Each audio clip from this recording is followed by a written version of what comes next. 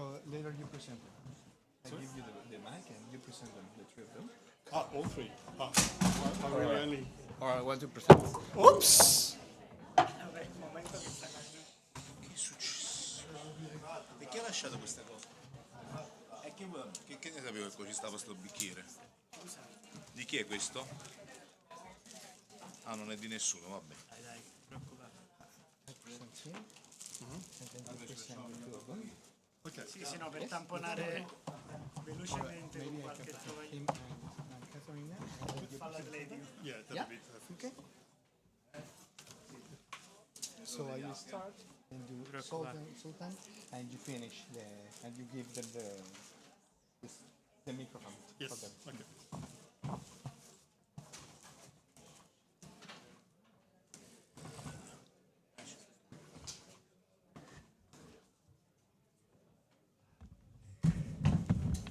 Facciamo venire qualcuno da asciugare. Sì, stiamo tamponando solo.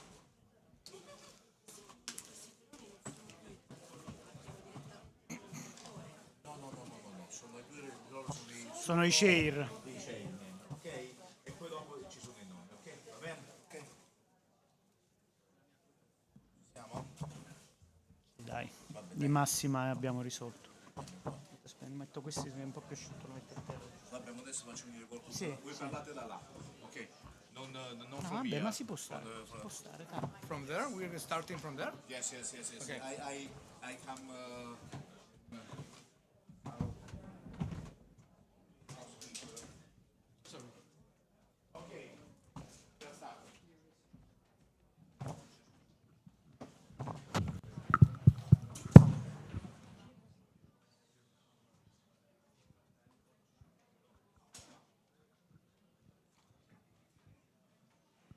Hi, good afternoon. We're going to start our next session, and the title of the next session is Psychotherapist Integration, Lectures and Roundtable. So during this presentation, we're going to have 3 lectures, more or less 20 to 25 minutes each. And during the lectures, or after each lecture, we're going to leave some time for any comments between the speakers. And at the end, we hope to have some time to make a conversation with the whole audience for questions, comments, or whatever, and to do this more in a conversational style. So I would like to introduce the first of the speakers, and she is Katharina Simis. And Katharina is a founding member and a co-director, trainer, and supervisor at the Hellenic Association for Existential Psychology, Ginstein. She was born and grew up in Buenos Aires, Argentina, and she has lived in Athens, Greece since 1980. Katharina works as a psychotherapist with individuals, families, and groups, and as a trainer and supervisor at Ginstein. I say good? Ginstein. Thank you. And also, we have Raffaele De Luca Pillone, something like that.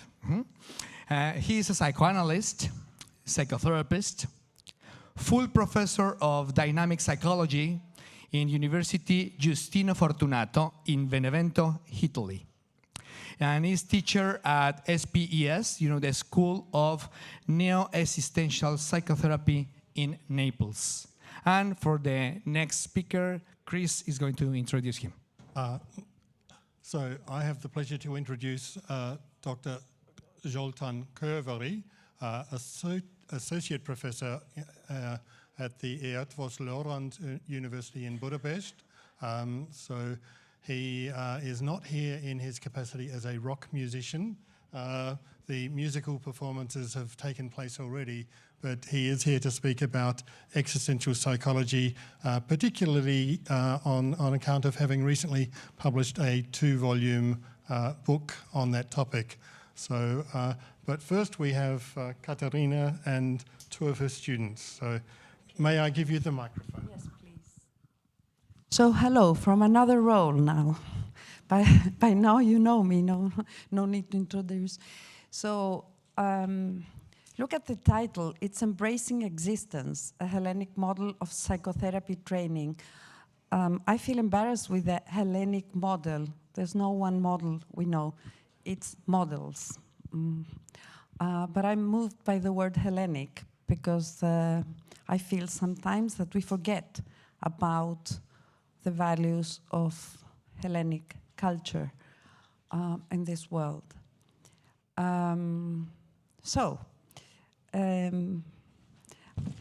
For you who were yesterday, we were talking about the way we train, we form psychotherapists.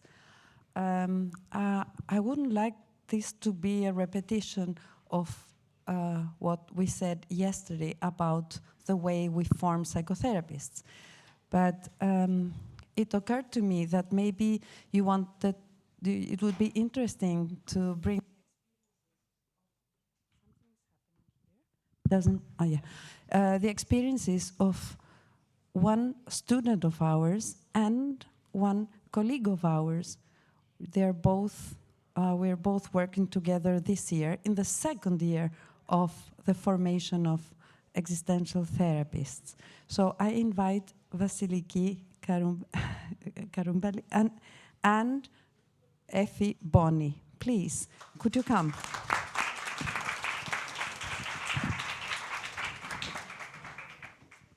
Would you like, Vasiliki, to share your experience? How is it to study or to work with us in Jigneste? Vasiliki is in the second year. She's finishing, she's entering the third year of her training. So, hello everybody. Buonasera a tutti. I'm Vasiliki Karumpali. I'm in the second year, as Katerina said, and I have prepared some words for today. What truly sets the Gigneste program apart is its integration of existential thought with lived experience. It's not just an academic or theoretical approach. The structure of the program reflects the very essence of existential philosophy. It is fluid, reflective, deeply relational, and grounded in real-life encounter.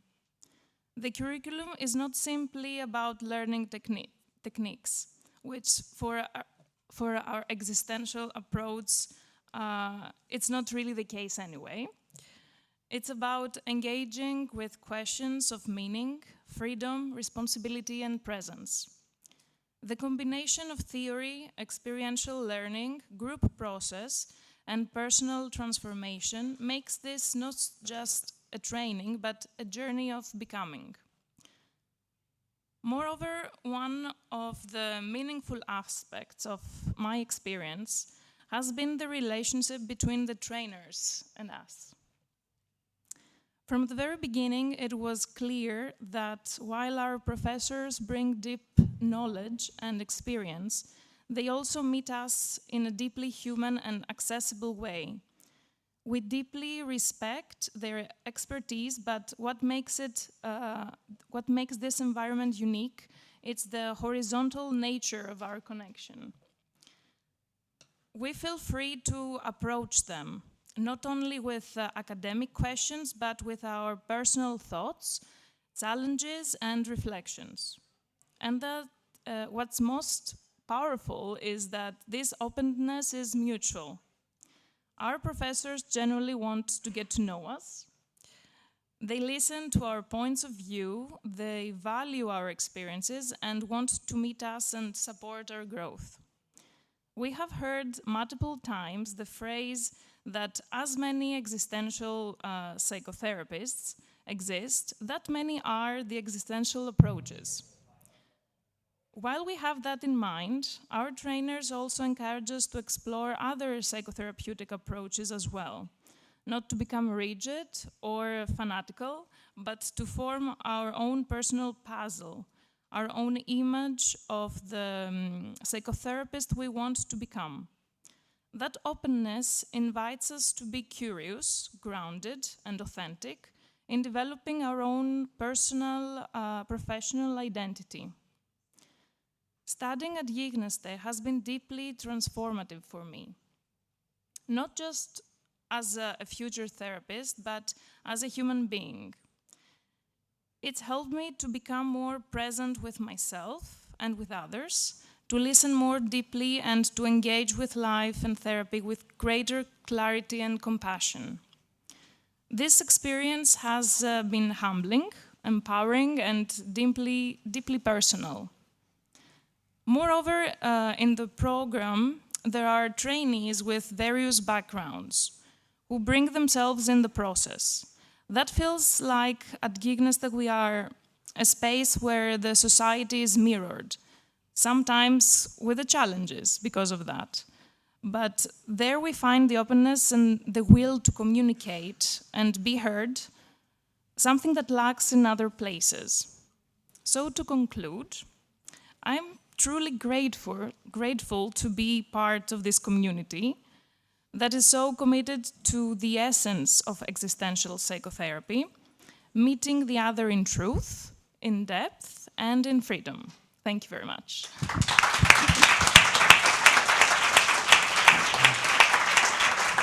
Thank you. Thank you, Vasiliki. So I'm glad you didn't mention all the requirements and the writing and the hard part of our program. Thank you for not mentioning that. You brought the bright side. Okay, now it's Effie Boni. Effie is a psychologist, is a co-worker, is training, is helping us form existential therapists. She's part of our academic group training. Thank you, Katerina. Thank you, Vasiliki. Hello, everyone. I am Effie, as Katerina said, and I am a part of the Gignaste training team. Katerina, being quite enthusiastic and spontaneous, invited me to bring my perspective to her presentation. I felt a little bit anxious since we discussed about it just yesterday. But at the same time, I was swept away by her spontaneity, and here I am with my notes. What I would like to share regarding my experience as a part of the training team is the sense of community that exists within the training. The contact with students, their fresh perspectives, their questions, their different viewpoints make me pause and reconsider things, helping me evolve. For instance, when reviewing recorded sessions, I find myself contemplating their interventions, asking, why did they choose that approach? Or what alternatives might exist? In these moments, I transition from trainer to learner, continually evolving alongside them. I feel as though we're building bridges of communication and we're able to exchange ideas. Among the challenging aspects is the responsibility this role carries, as the work we do holds great significance. It's meaningful for me to participate in the process of shaping future psychotherapists. For me, that aspect has to do not only with the pieces of knowledge we share, but mostly it concerns our stance on what it means to be a therapist. The last thing I would like to address is the experience of sharing. The other day, since we are in Rome, I mentioned how much I enjoy sharing meals and drinks. And a colleague emphasized how important it is for people to share these experiences. For me, it's somewhat like that at Gignaste too. This sharing, as much as it can happen, is what makes the experience so special. In closing, I want to thank Katerina, as well as Vasiliki, who are here describing their own perspectives, because these moments show a part of this experience of sharing I mentioned. So, thank you. Thank you, Effie.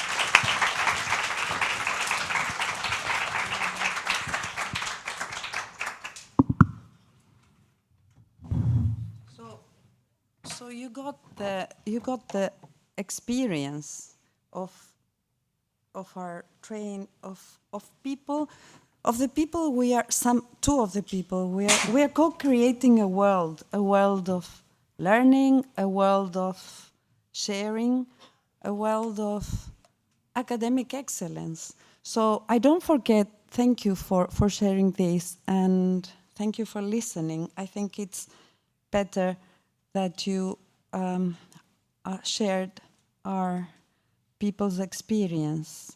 This has been going on for 21 years, and this is each time I arrive home after our sessions every once per week and once per month.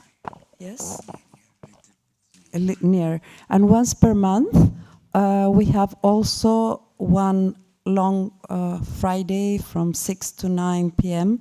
and from 10 o'clock to 6 p.m. So 10 a.m. to 6 a.m.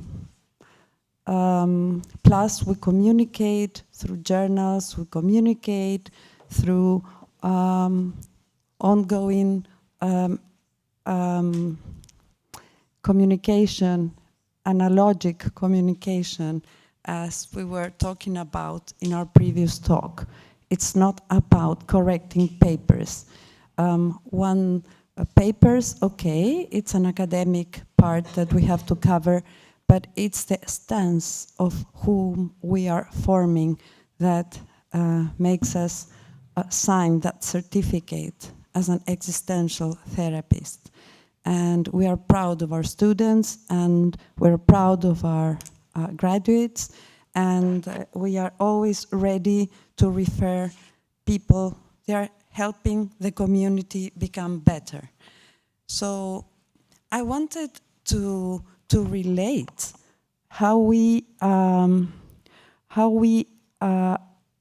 try to base our education, our forming, in the foundational principles of classical Greece. We don't want to forget them in this confused world. We also love Socrates, Emmy, and not only Socrates, Heraclitus. So having in mind the principles of classical Greece, our education, we try to embrace confusion guided by reason, by logos. This is one of the foundational principles. We encourage a courageous questioning, a critical exploration of assumptions.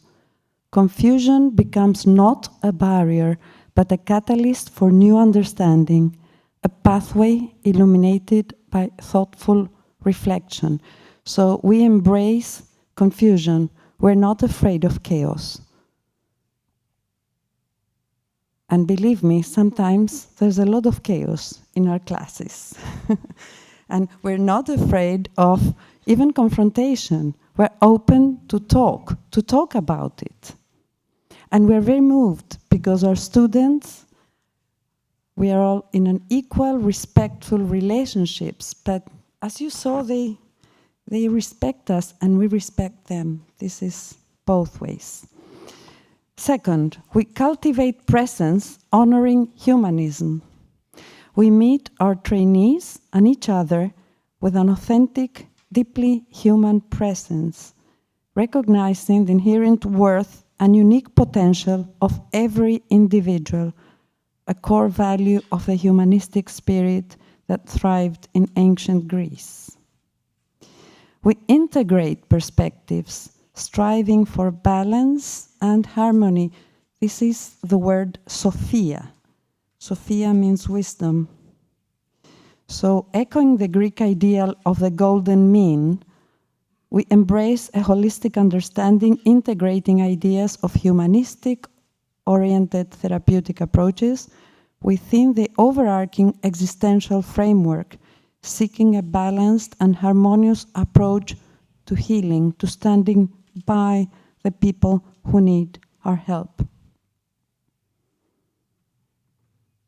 So, I'm not idealizing ancient Greece, because concepts like democracy and citizenships were limited to free adult males. But let's leave that for another topic. Let's imagine that it was directed to all the people, to all humans. We're trying to do so today. Our concepts to be directed to all humans. We are an inclusive center. So, in a world that often feels fragmented and isolating, Gigneste, rooted in the ancient spirit of connection and the contemporary understanding of group dynamics and experiential learning, offers a powerful counter-narrative. We recognize that our shared human experience, our collective journey through existence, is a vital source of strength and hope. We harness the power of shared existence by working in groups. Our new baby is training in group psychotherapy, where it's a 2-year training program for people who have concluded the 4-year training program in existential therapy. So we are experimenting. There are people here who have come who are doing this training, and we are experimenting with the group dynamics. The interesting part of the group therapy training program is that although we had clarified that we will not do group therapy, it's becoming the people who are doing this are sharing their we are all sharing, even the trainers. It's Evianie, Alexis, and I who are training. It's our new baby, so we're doing this with a lot of joy. 2 Fridays per month for 5 hours. So the first 2 hours, it's an intense, like a busyness, like we are in a beehive, sharing our experiences, and then going to the curriculum that we have planned, the boring part. But it's necessary, we know. Then, so I'm trying to, it's a holistic approach. As I said yesterday, it cultivates integration with art, poetry, literature, cinema, music. It's a journey of self-discovery. I'm not talking only about the group training, but it's the 4-year training. Our emphasis, of course, is on phenomenology. The program emphasizes experiential learning. It's accredited by the European Association for Psychotherapists. And I want to stress also the benefits of healing conversations while we work in experiential exercises. Sometimes our trainees say that these exercises have a very powerful psychotherapeutic effect. And going back, how is my time? 1 minute? 4 minutes. Okay. So going back to our previous encounter, it came to me, talking with Emina at the end, that it is like, imagine our program like aiming at igniting a flame within each student so that they embrace life.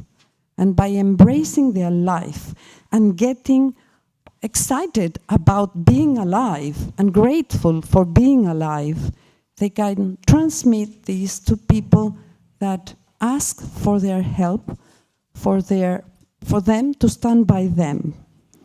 It's like this ripple effect, and it's going to so many people. Many people are getting help. Some of our students are doing their practicum in places where refugees are. Well, actually, what I said now brought me back to 25 years ago, which was my getting to existential psychotherapy when I was working for 3 years in the women's prison.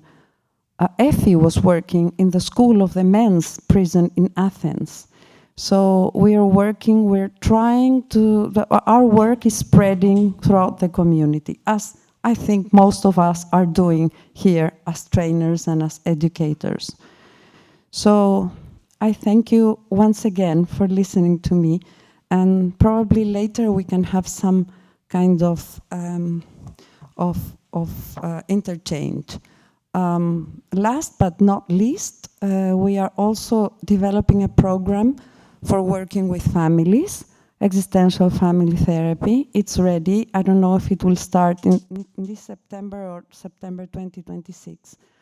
Our idea is that apart from all the things that I tried to convey yesterday at a very quick pace, is that even in individual existential psychotherapy, we can work with a mindset of the family, of the individual who is coming to see us.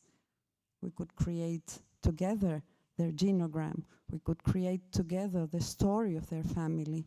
We could recreate. It's a postmodern approach again.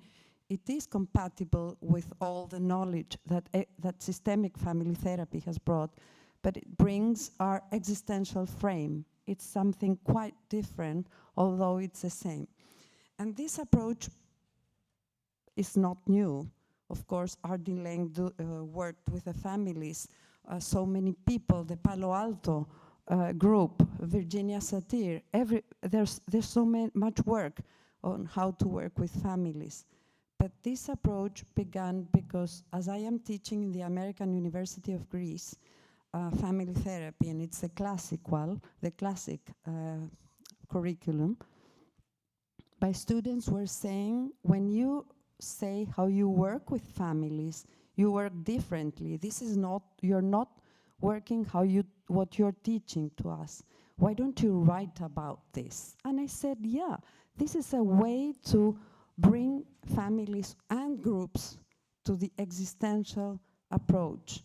I know many people have worked on this, but this is an opportunity, this conference. Just we get together and start working on this, because people need small communities, either it's families, it's groups, it's the neighborhood, it's the parish, it's whatever. People need to get beside other people and to create and to co-create new healthy worlds. Thank you.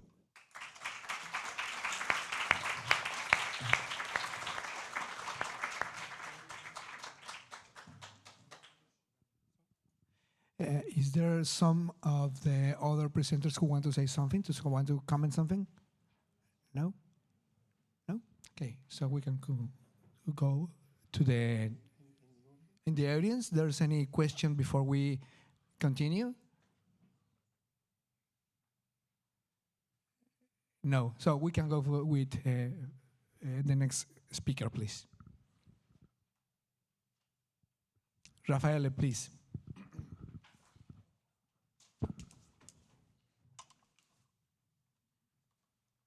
Well, thank you. I'm going to speak in Italian, so please use an earphone. Mi fa molto piacere di affrontare e presentare questo argomento con voi oggi. L'ho sottoposto all'attenzione degli studenti della scuola di psicoterapia neoesistenziale di Napoli, al loro attento esame, l'ho messo al loro vaglio, l'attenzione, ne ho ricevuto dei contributi, commenti, critiche molto, molto lucide, molto, molto attente, per cui provo a rifare la stessa cosa anche qui in questo momento. E credo che questo argomento, la liminalità, questa nozione, ecco, questo concetto possa offrire una sorta di argomento ombrello capace di tenere insieme una serie di argomenti, questioni che sono state trattate: la soggettività, la relazionalità, il cambiamento, la ricerca di significato, l'incertezza, il turbamento, l'angoscia. E lo sviluppo di una persona, dalla nascita alla morte, in qualche modo è un costante processo di trasformazione. durante il quale il soggetto sempre relazionale, attraversa e negozia delle fasi di stabilità e di cambiamento, delle fasi di transizione, ma nessuna delle due modalità può prendere il sopravvento e essere quella definitiva, né transizione né cambiamento. Una delle maggiori sfide in qualche modo per un individuo è quella di dar luogo a forme di crescita e di sviluppo che da un lato rispondono ad una dimensione normativa, culturale, sociale, comunitaria, nel quale l'individuo vive, cresce, e che possiamo riassumere in qualche modo in una frase, in maniera molto sintetica. Io sono come gli altri e mi sento parte di una comunità che mi riconosce come simile ai suoi membri. Però dall'altro lato vi è lo sforzo e l'impegno di sviluppare forme di soggettività che gli fanno vivere l'esperienza di sentirsi un essere unico e singolare. Allora lo sviluppo psichico e sociale pertanto deve rispondere simultaneamente a due tipi di tensioni dinamiche e mai risolvibili compiutamente. Da un lato sentirsi se stessi pur cambiando molteplici volte nel corso della vita. E poi la seconda tensione dinamica, sentirsi simile agli altri e per questo essere accettato come un membro tra i tanti della propria comunità, pur riconoscendosi e venendo riconosciuto come un essere unico e irripetibile. Allora, alla luce di queste prime introduttive questioni, il tema del rapporto tra identità e socialità si pone come un paradosso della vita psichica e collettiva di ogni individuo. Ho trovato ricorrente il tema del paradosso anche nelle presentazioni di prima. Credo che sia una questione fondamentale, non risolvibile nei termini della epistemologia formale, di una logica analitica, ma qualcosa che spinge, che muove, che dinamizza la vita psichica, ma anche la vita biologica, ma che non troverà risoluzione definitiva. E allora come terapeuti sentiamo sempre più la necessità di una riflessione che in qualche modo è processuale, temporale, che va oltre una versione, una visione ipostatizzata dell'identità, che va oltre una visione reificata della realtà. E troviamo una rappresentazione mitologica stimolante del rapporto tra stabilità e trasformazione in una coppia di divinità greche. In qualche modo questo mi permette di fare anche un omaggio a Caterina, ecco, che ci portava prima la cultura ellenica come così importante a fondamento della nostra cultura. Vediamo. Estia ed Hermes. Sono due divinità che poi assorbite nel Pantheon romano diventano Vesta e Mercurio. Estia è una dea greca protettrice della casa, risiede nel focolare della casa, è il cuore dell'insediamento umano, è un simbolo di fissità, immutabilità, permanenza. Questo nucleo circolare che è fissato nel terreno permette alla casa, allo spazio familiare, di radicarsi nel terreno. Per quanto ne sappia, Estia è raramente raffigurata, nonostante sia una delle 12 divinità del Pantheon, e tuttavia quando viene raffigurata viene fatta spesso, la maggior parte delle volte, in associazione con Hermes. Ed Hermes è un dio messaggero, un viaggiatore che viene da lontano, che si prepara a partire, non è mai fermo, non c'è nulla di fisso, stabile e permanente in lui. Rappresenta il movimento, la transizione, il passaggio di una soglia, elemento centrale di questa mia presentazione oggi. Il cambiamento di stato, il contatto tra elementi estranei. Nella casa umana il suo posto è sulla porta, dove protegge e presidia la soglia. È presente anche all'ingresso della città, ai confini degli stati, ad ogni incrocio e crocevia, sulle tombe e in tutti i luoghi in cui gli esseri umani si riuniscono ed entrano in contatto, per scambi, per incontri o competizioni, o anche il commercio. Hermes assiste come testimone agli accordi, alle tregue e ai giuramenti tra parti avverse, guida i viaggiatori, conduce le anime dei morti verso l'Ade, mette in contatto mondi diversi, quello dei vivi e quello dei morti. Introduce le stagioni una dopo l'altra, ci fa passare dalla veglia al sonno, dalla vita alla morte, da un mondo all'altro.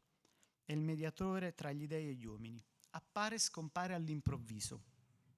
Tra l'altro, ecco, nella mitologia greca si è soliti pensare che quando cala il silenzio in una conversazione è perché è passato o sta passando Hermes. E non può essere previsto o trattenuto. È l'incontro con l'inaspettato, il felice incontro fortuito. Possiamo anche definire Hermes con un termine che nella letteratura antropologica ha acquisito un'importante tradizione di studio e di ricerca. Hermes è un trickster.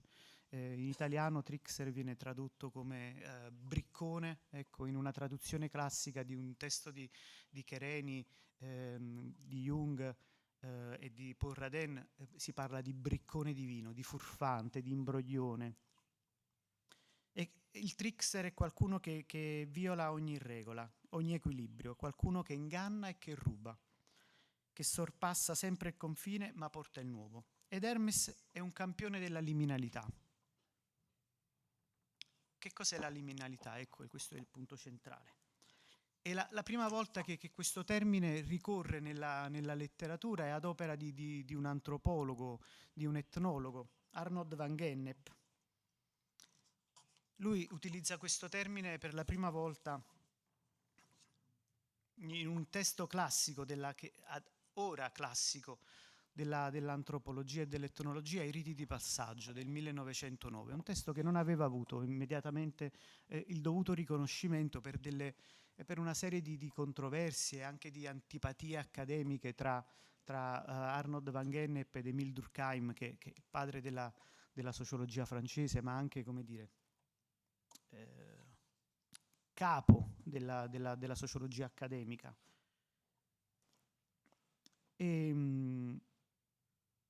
Poi viene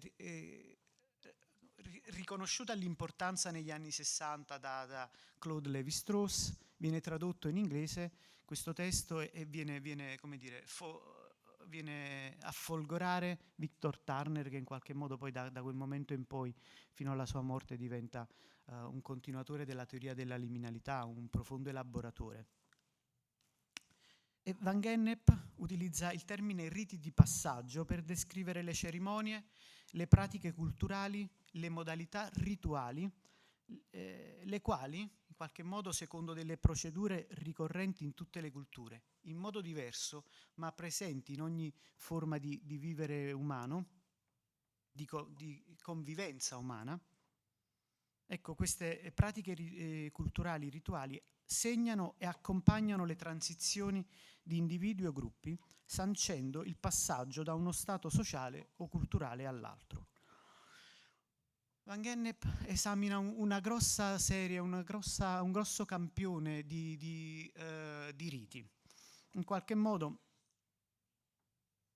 lui esamina sia fasi della vita che hanno un significato di irreversibilità. Una volta superata quella soglia non si può tornare indietro. La nascita, il battesimo, l'adolescenza, la perdita della verginità, l'incontro con il primo incontro sessuale, la morte, diventare adulti. E vi sono anche dei riti invece che hanno una certa ciclicità e sono maggiormente legati al cambiamento delle stagioni, al mondo della natura, al contesto agricolo. Ma in qualche modo il contributo preciso più importante è legato a questi riti dei cambiamenti irreversibili. E allora Van Gennep isola, mette a fuoco una tripartizione di queste tipologie ed esistono, come dire, il rito di passaggio si caratterizza per 3 fasi principali: la fase di separazione, la fase marginale o fase liminale e la fase di aggregazione.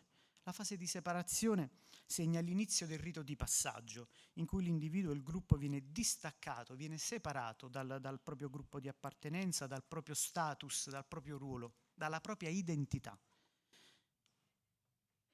E segna una discontinuità che apre a questa zona di mezzo, che poi Turner chiamerà appunto in between, betwixt, between. La fase marginale o fase liminale è caratterizzata da uno stato di transizione. Limen, appunto dal latino, significa soglia, significa margine, limite. E durante questa fase le regole sociali e culturali, quelle della normalità, delle abitudini, della consensualità, delle routine, sono sospese, sono modificate. Questo è un periodo di incertezza e di ambiguità ed è cruciale per la trasformazione dell'individuo. Poi vi è la fase di riaggregazione. A un certo punto la persona, il gruppo che sta vivendo la trasformazione deve ritornare nel proprio contesto.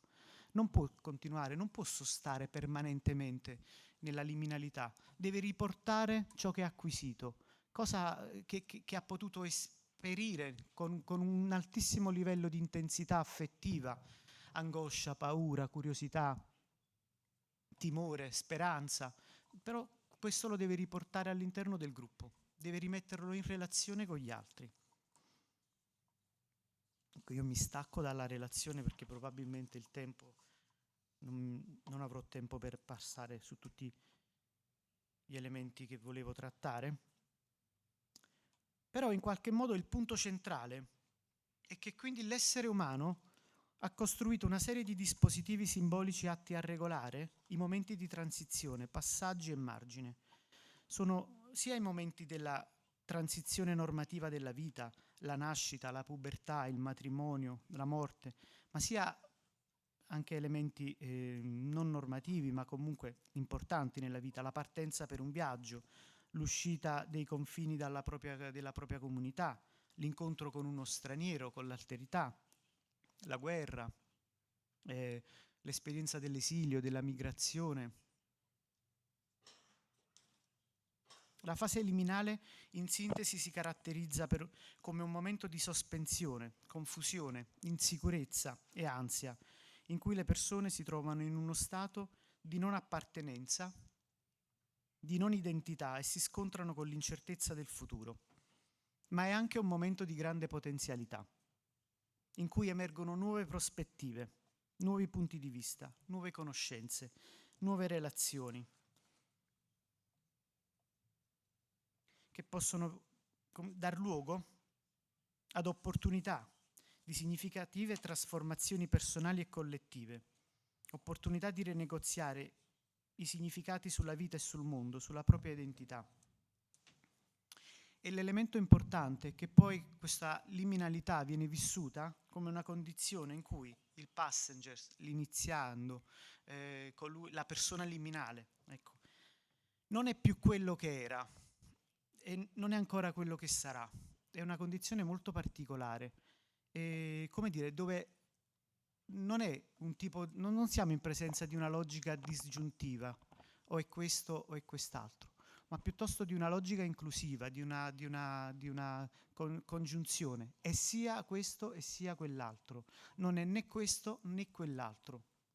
È uno stato di multipotenzialità.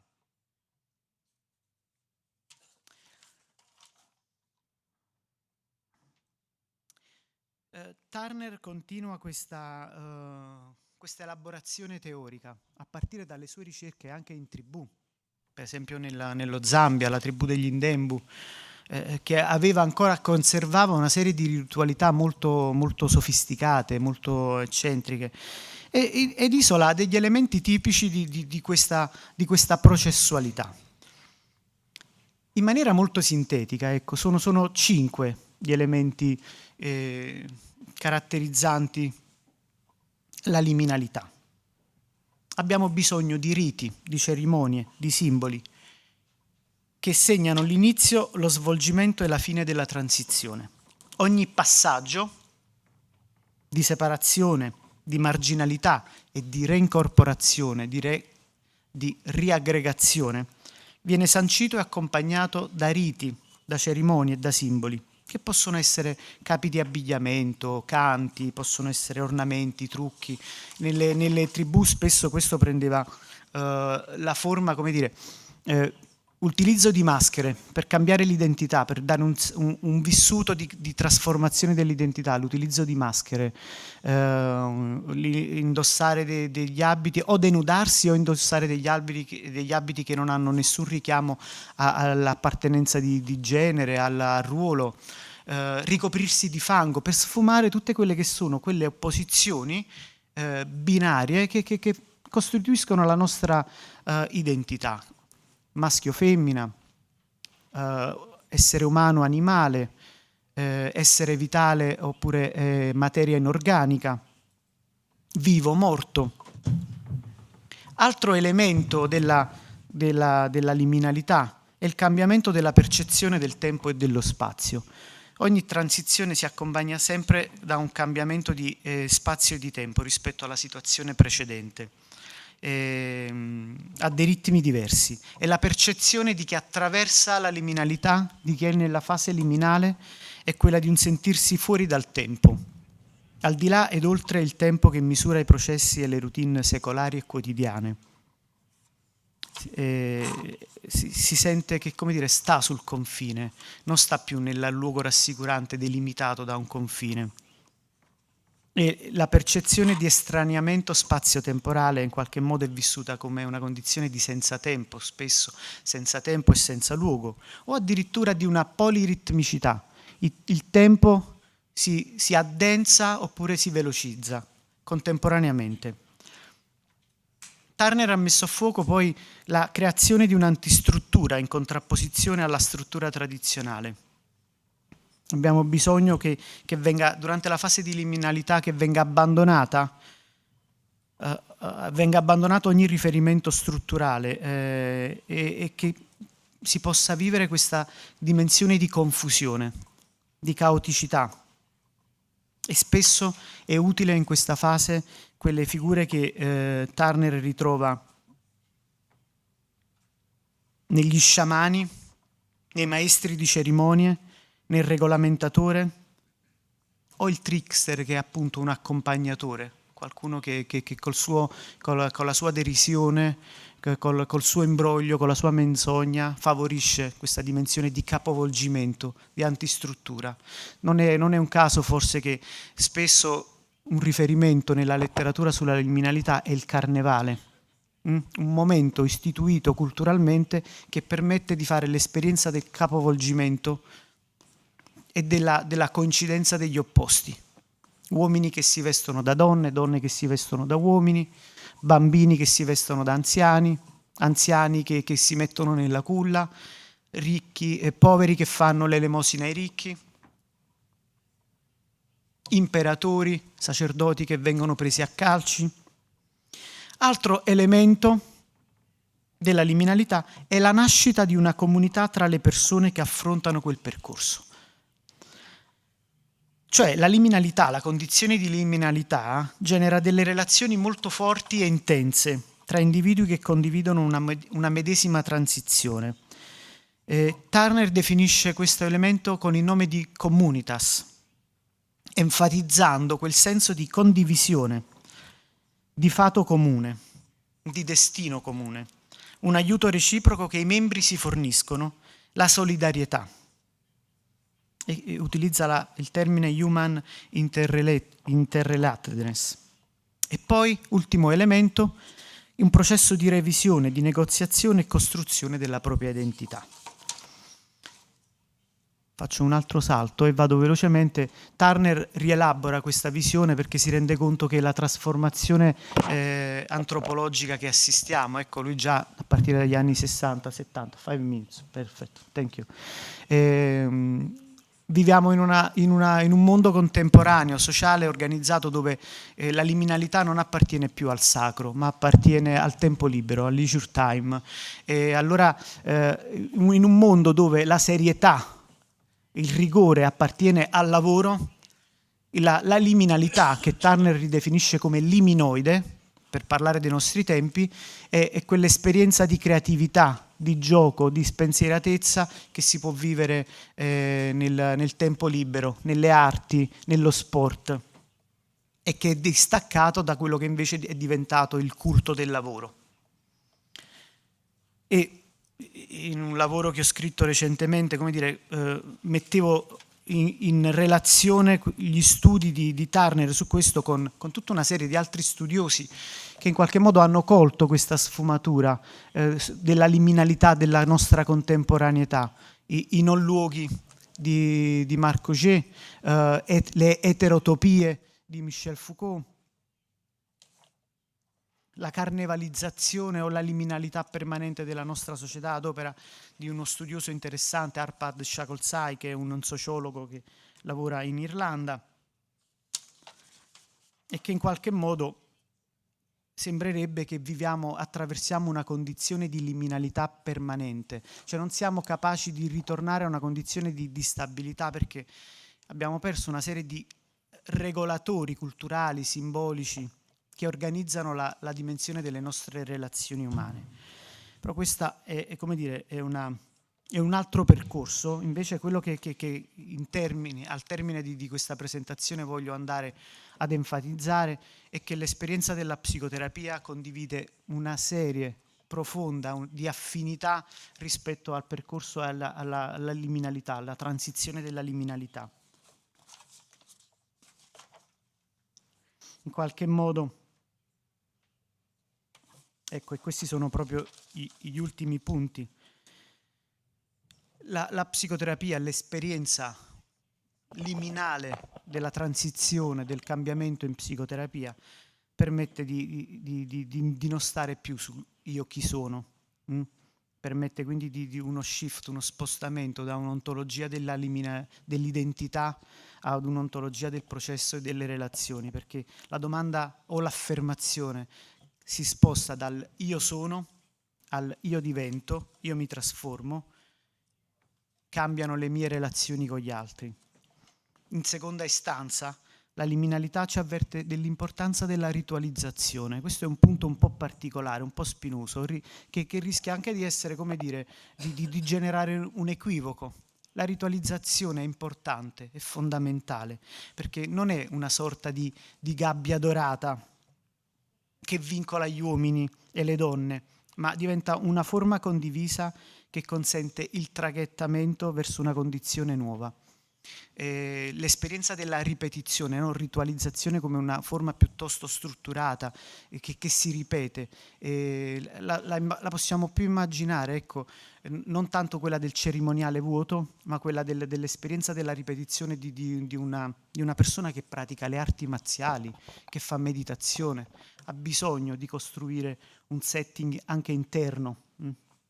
E la terapia si arricchisce progressivamente di queste forme di ritualizzazioni, queste forme di routine che stabiliscono un'entrata e un'uscita dalla seduta, dalla sessione di terapeutica, dall'inizio alla fine del percorso. Quindi in questo caso la ritualizzazione è tutt'altro che protocollo, che protocollarizzazione della terapia. Ma anzi, il rituale, il setting diventa la premessa, la cornice, la garanzia per fare esperienza della sorpresa, dell'inatteso, del nuovo, dell'inedito, della trasformazione all'interno della terapia. In terza istanza, e veramente vado in conclusione con questi ultimi due punti, la psicoterapia come esperienza liminale avviene in uno spazio-tempo in transizione e non è esente da turbamenti, da angoscia.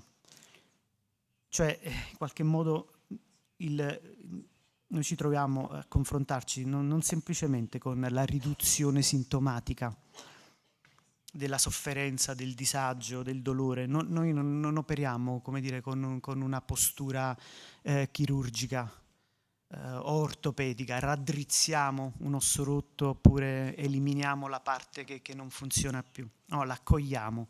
Per fare questo abbiamo bisogno di sostare in questa condizione di liminalità, di ascoltare questa dimensione di turbamento, di farla parlare. E poi un ultimo punto che mi sembra interessante, l'esperienza della communitas, questo senso forte di condivisione di chi sta attraversando la liminalità. E durante il percorso terapeutico, durante questo passaggio, c'è spesso, e In termini scientifici qualcuno la chiama alleanza terapeutica, ma non credo che colga questa dimensione, il costrutto scientifico accademico dell'alleanza terapeutica. Ma credo che il terapeuta e il cliente, il paziente, diventino communitas, condividano questo forte senso di condivisione di quello che stanno esperendo, e spesso hanno la sensazione che al di fuori nessuno li potrà capire, che quello che accade è un'intima percezione, sensazione che solo loro sono in grado di comprendere, di vivere, di sentire. Se in taluni momenti si fa esperienza della communitas, in altri momenti si fa anche esperienza di una desintonizzazione, ma questo anche è importante in una polarità dialettica, l'esperienza di una profonda condivisione, la rottura della sintonizzazione per poi ritrovare parole di intesa. Mi fermo qui. Grazie della vostra attenzione.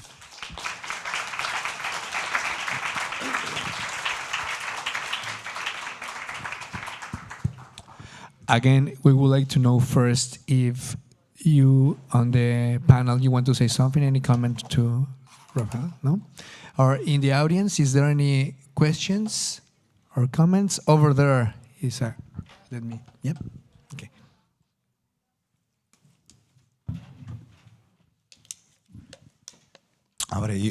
Vado in italiano. Avrei una domanda per il dottor Piccione sulla questione della liminalità, perché è vero che la liminalità in Turner è un elemento che ha tendenzialmente degli aspetti positivi e trasformativi.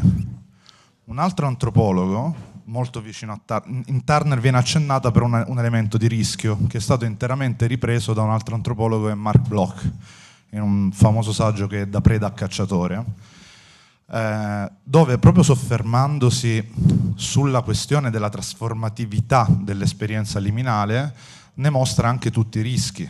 Una volta che noi destrutturiamo le basi da cui proveniamo, non è detto che riusciamo a ritornare su delle basi trasformate ma altrettanto solide, ed è per questo che in genere nelle culture che noi chiamiamo a solidarietà meccanica l'esperienza liminale viene gestita da figure tecniche, potremmo dire, no?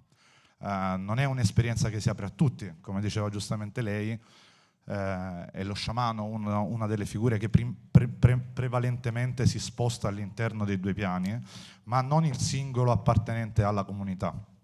E quindi mi chiedevo come si può prendere in conto questa esperienza, questa possibilità di rischio dell'esperienza liminale, quando viviamo in una società in cui invece è più complicato trovare una figura tecnica. Allora il terapeuta è lo sciamano mediatore della liminalità, perché il paziente che si apre alla liminalità rischia di non riuscire più a ritornare in un mondo condiviso. Grazie. Can I reply? Thank you. There is another... Sì, riprendo tutti e due gli interventi. Il tuo che mi ha interessato moltissimo. Il concetto di Limen in psicoterapia. Tu ne hai dato una visione molto ampia, antropologica, ma mi è piaciuto tanto. E anche l'intervento che ha fatto il collega adesso, in questo momento.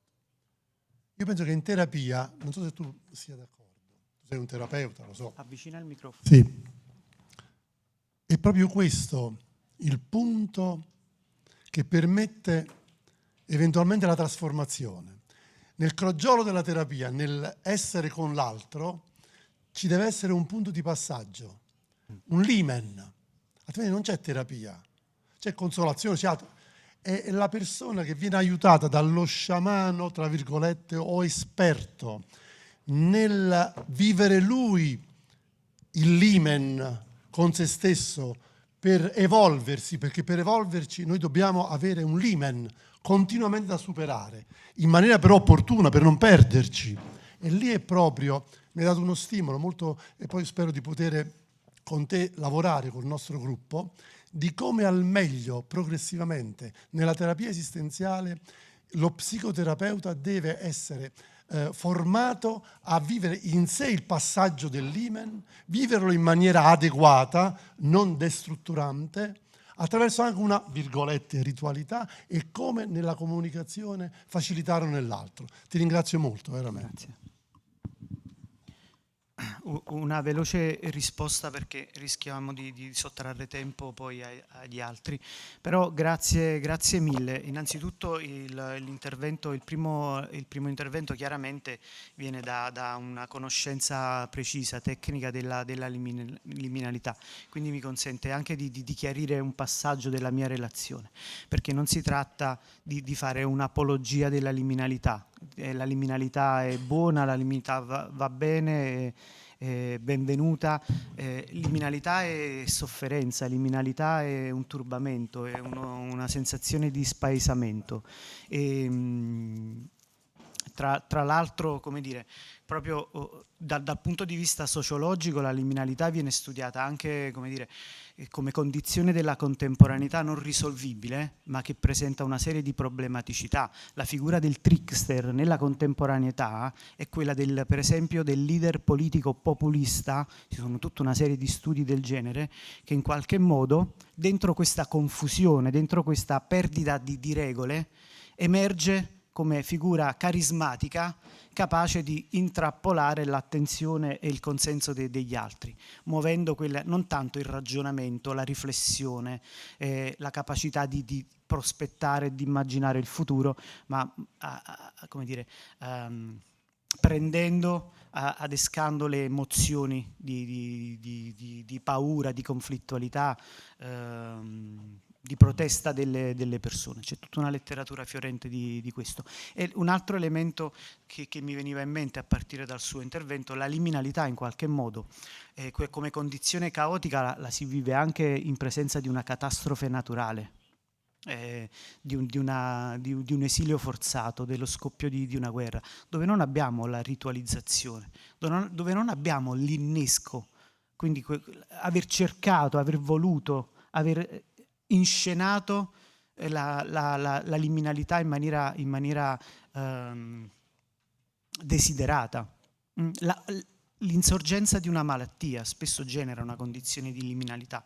E allora con Paul Sterner, che è uno studioso importante di liminalità nel contesto psicologico, psicosociale, in qualche modo cerchiamo di portare avanti il discorso che la liminalità può essere, piccole dosi di liminalità nella vita di una persona possono essere messe in gioco attraverso forme rituali legate alla musica, all'arte, cioè vaccini di liminalità in cui facciamo la prova, facciamo esperienza in un ambiente protetto, che è quella che poi Winnicott aveva chiamato la dimensione transizionale dello sviluppo, fare esperienza di un terzo luogo dell'esperienza tra il dentro e il fuori, tra l'illusione e la realtà, che è l'area del gioco, è l'area della creatività, è l'area della spontaneità. E poi voglio ringraziare Ferdinando per il suo supporto e l'interesse che ha generato. Grazie. Thank you, Raffaele. So it's time for our last speaker. Sultan, please. Thank you very much. Which one is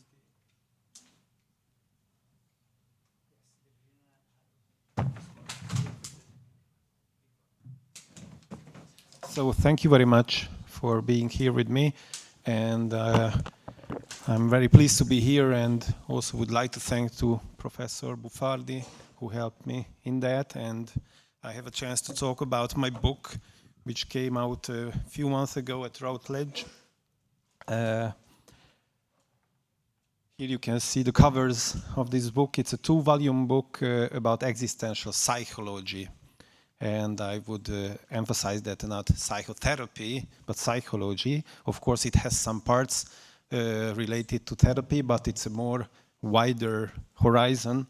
And I would like to share some ideas about that. The first volume is about the history and the schools of existential psychology, and the second volume is about the main topics of existential psychology and also the applications.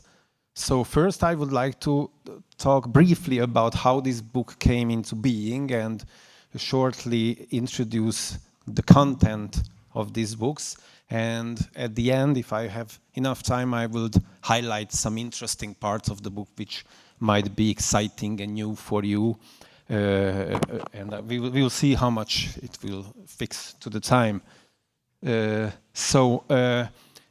I would like to refer to Yaki, who said that Yalom told him that learning is best by teaching. I started to teach existential psychology at my university a few years ago, and I realized that my students do not have a book to learn from. And that's why I decided to write a book for them, and which is not fully about therapy, but existential psychology in a more wider sense, in order to learn to be familiar about the spirit of existential approach in psychology. So it happened to be, or turned out to be, an 800 pages long book, and 105 pages long part is about therapy or counseling. So when they asked me that, how much time did it take for me to write this book, I always said to prepare it was 48 years, and to write it, it was 1.5 years. So it was published by my university with this, I think, very beautiful cover in one volume, but it was not delivered in bookstores or everywhere, only in the university, so its influence became limited. So fortunately this year the second edition came out. The first volume looks like this, and the second volume is coming in the autumn. Meanwhile, with the help of Professor Van Dorzen, I contacted Routledge, and they were interested in the English translation of this book. So I signed a contract with them, and I had 7 months to translate this book. And I would like to mention the for me very important persons who endorsed my book. They were Tamás Fazekas, design analyst from Vienna, a good friend of mine, Robert Stolorow, psychoanalyst from United States, Robert Kramer, a very well-known scholar on Otto Rank's work, Alfred Langle from the Logotherapy and Existential Analysis School, Kirk Schneider from the Existential Humanistic Existential Integrative School, and Professor Van Dorzen from the Existential Phenomenological School. So thank you again for supporting my book. Very briefly, I would like to refer how these books are constructed. The first volume is about grounding existentialism, existential psychology historically, which is philosophical, contains literature and psychology at the same time, because according to my idea or knowledge, existentialism is always the mixture of these 3 dimensions. It's always literature, it's always philosophy, and always psychology. No matter we are talking about the founding fathers like Nietzsche or Kierkegaard, because they were philosophers, psychologists, and writers at the same time. And we can also say this about the founding figures of the schools and the contemporary representatives as well. So in this book, you can read about the philosophical background, like ontology and philosophical anthropology, and epistemology as well. And about the whole book, my idea was that historical approach is very important, because humans are historical persons, and we all understand everything in time and in history. And that's why I decided to be a core idea of this book, that it's always historical approach, in the sense of history of ideas on one hand, but also psychobiographically as well, because I always include the profile of the authors in philosophy and literature and psychology, because I'm very interested in psychobiography, which is about studying the personal sources of creativity. And that's why all of the authors are mentioned here, their context is always there. Their intellectual context, their relations to other important persons, their influences, and sometimes their personalities and life historical approaches as well. Also, I mentioned some important writers, for example, Dostoevsky, Kafka, and Rilke. And I always tell my students that when they are studying existential psychology, that please read The Death of Ivan Illich one more time from the existential aspect, because almost everything is there that you have to know about existentialism. And also the third part of this part is related to the psychological and psychiatric roots of existential psychology, of which I would highlight Otto Rank, who is a very important person for me, because he was the first psychoanalyst who was not a doctor, who was a literature man and got a doctorate from philosophy. And I really think that his contribution, the way he developed psychoanalysis towards existentialism came from his human science background. And I tend to believe that existential psychology as a whole is the part of human science psychology. And that has to be opposited sometimes with natural science psychology. Also, I talk about some authors which are rarely mentioned in the context of existential psychology, but I was very happy that Yevgenia Georganda mentioned Erikson, who is a very important author for me and for existential psychology as well. And it's very interesting how his work is enrooted in the works of Kierkegaard, because they were both Danish, and all this identity and all this stages model owes a lot to Kierkegaard. And during the time I was writing these books, these interrelations came to my mind, and it's very insightful. And also you can read about phenomenological psychiatry, which was the first step towards existential thought. And in the second part of this volume, you can read about the schools, of course, Dasein analysis, logotherapy and existential analysis, existential humanistic and existential phenomenological, the classic authors and the contemporary authors as well. And as a special or maybe unique or maybe strange addition, I also talk about Hungarian-Swiss person, Leopold Sondi.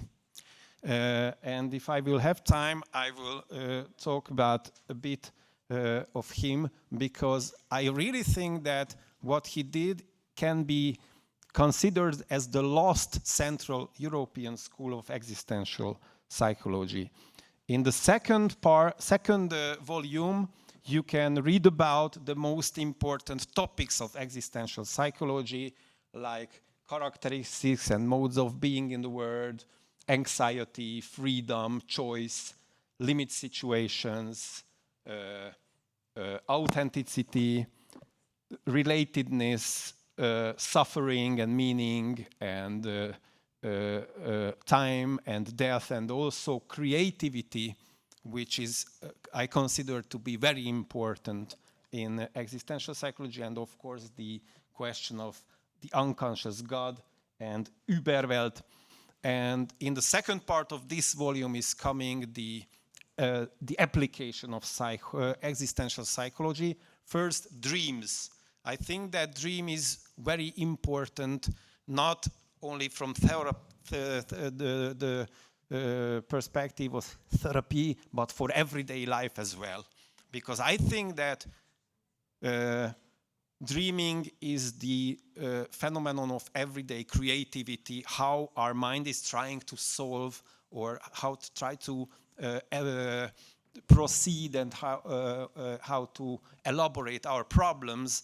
And if people would understand that much more, because everyone is dreaming all night, it can contribute their deeper understanding of themselves and the world. Also, there is a chapter about pathic existence or psychopathology. Then comes the part of the counseling and the therapy.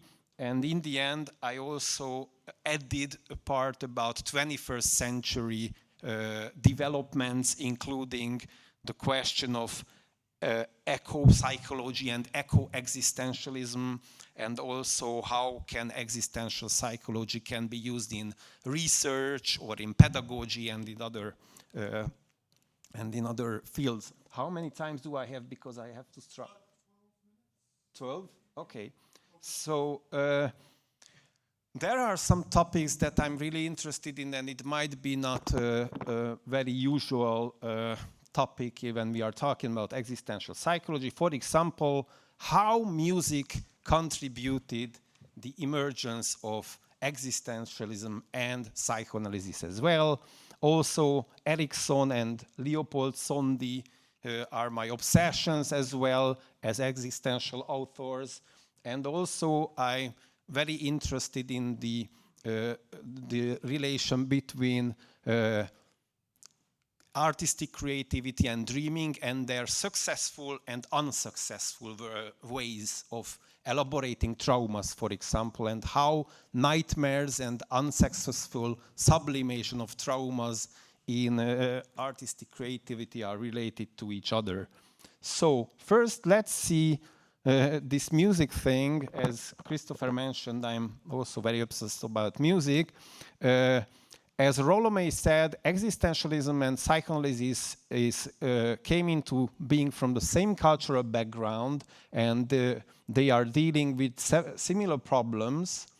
And I think that this common ground is romanticism, of which Kirk Schneider wrote some articles about 25 years ago, how romanticism is important in the birth and in the spirit of existentialism. And it's very important that the two, in my opinion, the two first originators in this field, Rank and Binswanger, were regarded as the representatives of the romantic science, according to Martin Halliwell. And I would like to show you this picture because I like this very much. It's from 1911, the International Psychoanalytic Congress, and you can see that Binswanger and Rank were standing next to each other. It's an accident because they knew each other but did not influence too much each other. So these are the first two persons, according to Halliwell, who first developed psychoanalysis towards an existential dimension. And I also highlighted this woman. I don't know if you know who she is. She is Louis Andreas Salome, the woman who made Nietzsche a crazy person, and Nietzsche wrote Zarathustra in order to elaborate this trauma, and after that she was the lover of Rilke, and at the end she was one of the first female analysts. So romanticism maybe can see as a background or the soil that existentialism and romanticism and the psychoanalysis grew out. And we can say a lot about romanticism, but maybe one of the most important features is that music played an extremely important role in the spirit of romanticism. As Verlaine said, music first and foremost and forever. So the spirit of music can be, and there are three important philosophers in the 19th century who were the very originators of the thought that later led to psychoanalysis and existentialism at the same time. And it's a very interesting psychobiographical question that where can the sensitivity, exceptional introspective ability, and psychological sense of them coming from? How did they reach this kind of depth of human being and subjectivity, which they later turned into text that grounded existential and psychoanalytic ideas. And so it's a multiple case psychobiographic question. We can see that there are a lot of similarities between them, and one of them that they were all crazy about music. Nietzsche and Schopenhauer is for sure, we know that. And Kierkegaard's first existential book, Either Or, is starting with the praise of Mozart. He said that, Mozart, I owe you everything. I love you like a young woman. So absolutely, he starts with, he's over with the praise of Mozart. And the question is that, is it possible that musical experiences influence intellectual work because it is supporting self-awareness in a very special and formally unknown way?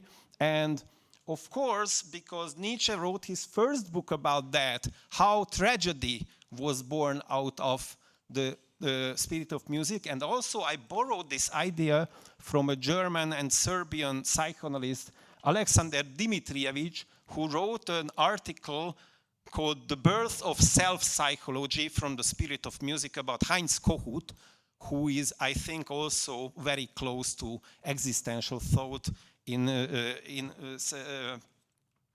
several points.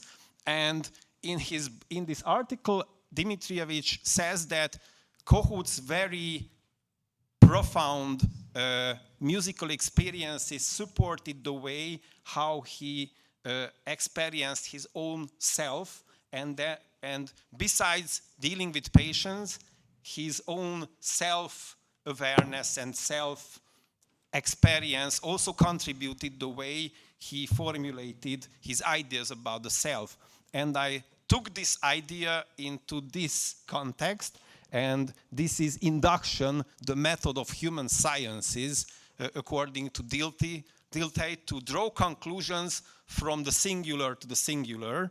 And I believe that musical experiences as a benign regression is leading to deeper self-awareness, the experience of the unconscious, and this is the influence part of the creativity process, according to Chris. And after that, the experience, the person, they have to verbalize their experiences. This is the elaboration part of creativity. And I really think that in Kierkegaard and Schopenhauer and Nietzsche, something similar might have happened than in the case of Kohut. And it's so fascinating me that my next book is going to be about this topic. Also, I wrote a long chapter about Erikson and Kierkegaard because it's very, very interesting how his concept on identity, which according to Maslow is the most important topic of existential psychology, how we become who we are, is similarly contains these paradoxes as Kierkegaard's self in, for example, Sickness Unto Death. And it's also very interesting psychobiographical aspect that Kierkegaard's mother was Erikson's mother was a fan of Kierkegaard, and she was nurturing,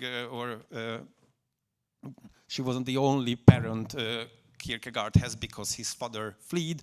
And in the evenings, he read some parts of books like Fear and Trembling and the Concept of Anxiety and Sickness Unto Death to the young Erikson, and it might have a great impact on him.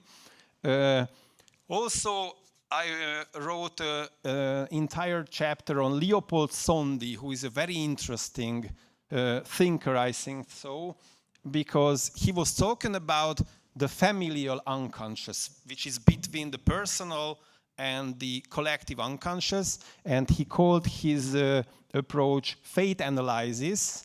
And with this familial unconscious, maybe he was the first who was talking about transgenerational approach in psychology in the 1930s and 40s. He even constructed a test, which is look like this, that you have to choose sympathetic and antipathetic persons. How do I go back this way? And also we can see that the second part of his work in Switzerland, because he had to move to away from Hungary because of his Jewish origins, and Carl Gustav Jung helped him to settle down in Zurich. He integrated more and more philosophical aspects, and his concept on the pontifex self is very close to Kierkegaard's ideas, although he never mentions Kierkegaard, and it took us years to investigate that are there any connections. And one of my colleagues found a little notebook in Zurich in the Sondi archives where Sondi made notes from a book called Religiöse Denker, and the Kierkegaard chapter was noted in this book. And he used it, but never mentioned it. And this comes to the idea that if you want to know the main influences, you have to check out the biography, that who is missing from the biography, because the person wants to be so original that doesn't tell us. And finally, if I would have time, I'm very interested in creativity. This was my doctoral thesis, and I think about creativity in Otto Rannk's sense, which means that creativity is not about creating poems, music, paintings, and other one, but the most important aspect of creativity is creating ourselves in order to get over the existential tensions and contradictions we experience during separation phases in our life, because Ranck was the first analyst who was talking about separation and birth, and in every separation situation we experience some very deep existential anxieties, and he says that we can only overcome it these by creating new parts of ourselves. And I really think that dream work, the way our unconscious and consciousness works in dreaming, and artwork, when the artist is creating something new, psychologically is very parallel and very similar. And from a psychological point of view, the successful way of elaborating these traumatic experiences is to create an optimal aesthetic distance between the self and the product, the dream or the creative product.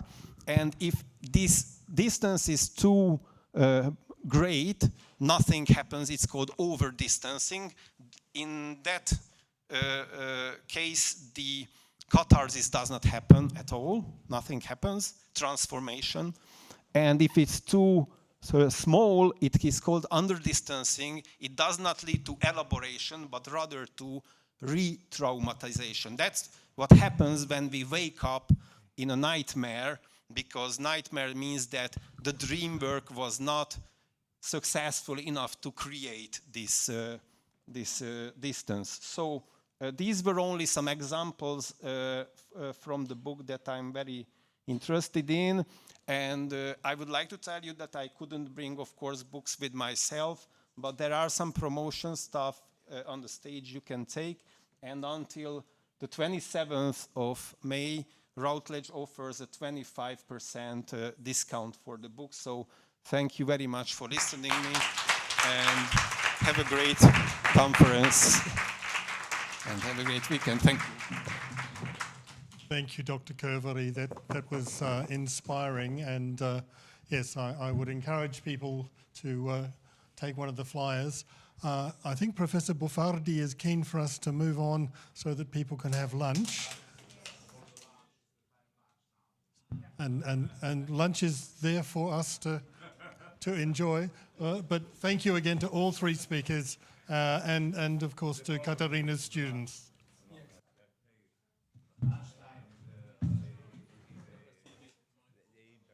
Okay, thank you all.